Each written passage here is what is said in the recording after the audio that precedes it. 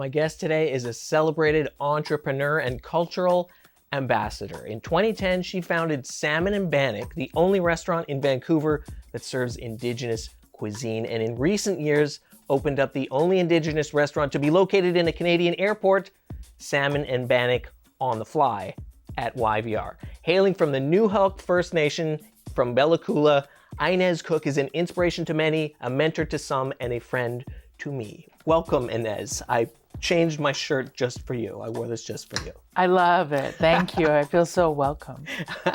So for people who don't know anything about Bannock, what does it mean to Indigenous folks? Like, what does this mean in Indigenous culture?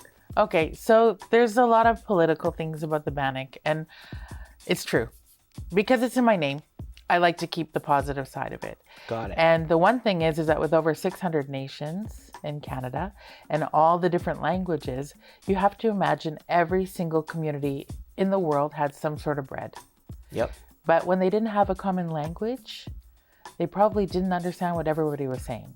The Scots came, they called it Bannock. Okay. And I think that name just got adopted by the Indigenous people. Huh. And now all across Turtle Island, it's known as Bannock. Right. And like further south, they call fry bread, but Bannock can be baked, fried, on the fire, so many different ways. Yeah.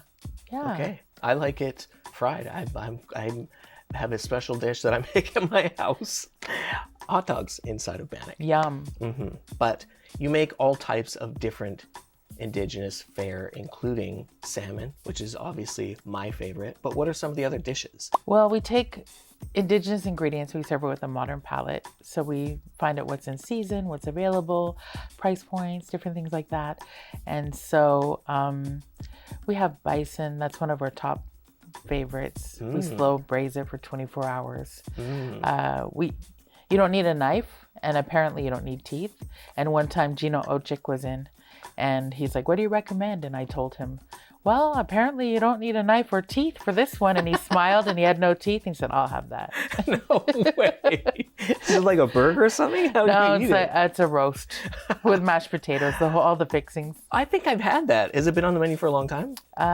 Not since you were there. Okay.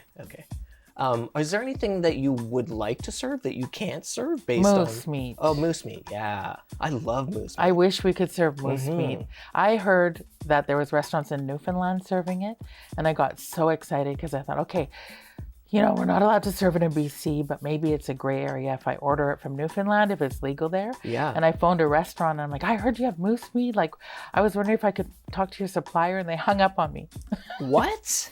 I don't think it's legal there either. Oh, okay. Yeah, that's fair. And it's not legal here. My understanding is because it's a game meat and it has to be farmed or something. Like you can't go out and harvest a wild moose and serve it at your restaurant. Is that pretty Correct. much how it works? Yeah. So you can serve bison, you can serve salmon, Elk, There's deer, farmed elk? deer, Huh. duck, rabbit, Yeah.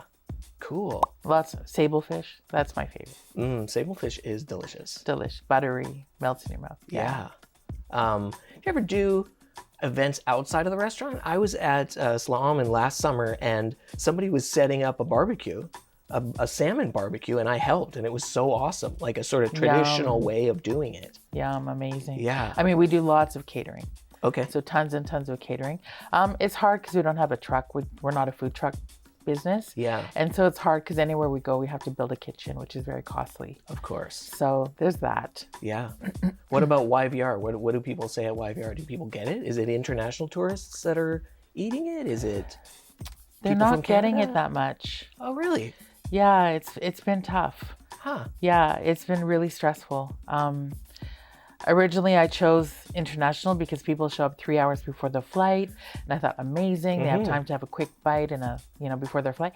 But and domestic people show up 10 minutes before the flight. There's no time to eat. Yeah. So I was like, no, it's better. Yeah. But I wasn't thinking it through because in domestic they don't get fed. There's a million flights a day, so they're always delayed. Oh. So I didn't think that one through. Well, that's what I would have thought too. Like when I was in Quebec, I was there super early, and that was the only place I had poutine was at the airport before I left Quebec. Yeah. Huh.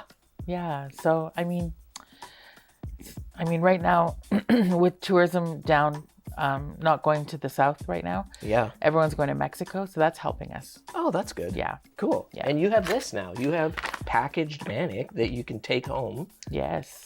And where do you sell this? So we sell it at a few of the makers shops. We sell it at the Loblaws at the Post. Oh, awesome. The city market. Uh-huh. Museum of Anthropology. We're working on getting on the ferries. Oh, nice.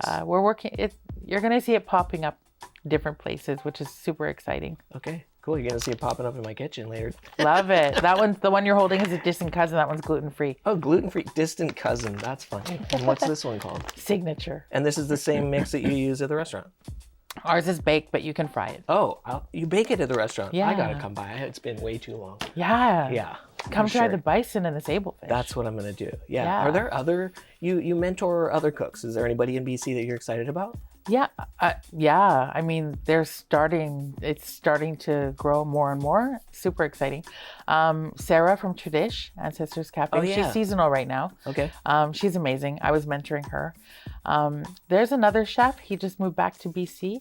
His name is George Lenzer. Okay. And I think he wants to open up a restaurant eventually. And he's like killer. He worked at Joe Beef in Montreal.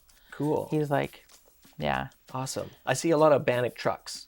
I see Yeah. it. That's the indigenous food that I see. And I know it's in your name and that's not all that you do, but I've been seeing more and more. And I don't know if it's because I'm going to more indigenous events or what, but it seems to be more popular now. Hopefully. Yeah. There's enough room for everybody. Mm-hmm. Awesome. Absolutely. Cool. Okay. Well, thanks for joining me, Inez. Nina is on the street. She's going to be talking to some people when we get back.